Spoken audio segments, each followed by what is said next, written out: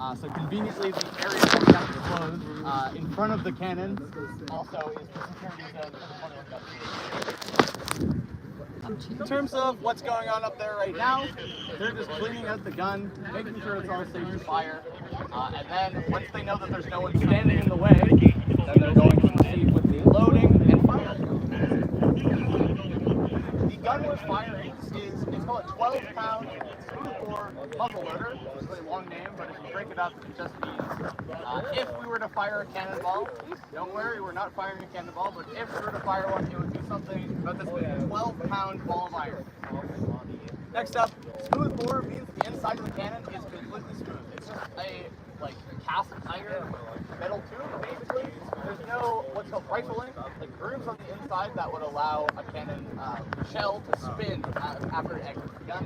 All modern firearms are like that. That was a really genius invention because it made artillery and guns a lot more accurate and a lot more powerful. This predates the technology of, this gun basically predates the technology that allowed for that.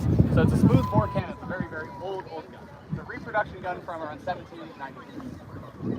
Lastly, muzzleloader just means that there's no breech block in the back. That means the only way to interface with the gun, to load it, to clean it out, is with a series of very long sticks inserted through the muzzle of the gun, a muzzle. The first one they're going to be using is called a wad hook, which you might have seen already, but they use it, it's basically a pipe cleaner. They use it to clean out the gun of any debris, make sure that there's nothing of pebbles or pigeons or anything inside. And because if they were to do that, if they were to put some black powder in the gun and there were debris inside, it would become very deadly very quickly. These guns would have actually been used historically loaded with what's called grape shot or canister shot, which is just a shotgun shot, imagine, like an anti-personnel round, and it would have been used for soldiers, like invading soldiers that fell into the gun. They weren't very accurate. Their effective range with a 12-pound cannonball is about 1,300 yards, but once again, severely inaccurate, not very powerful. They weren't trying to make pot shots of ships in the harbor with a gun like this. This would have been more so for anti-personnel shots.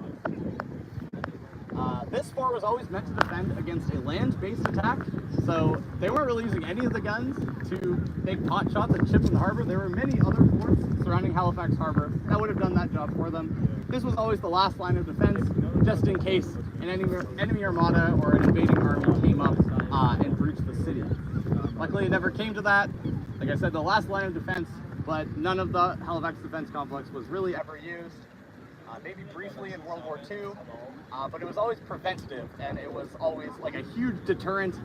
Even if Halifax was a great strategic goal to take over, they never ended up doing it just because it was so well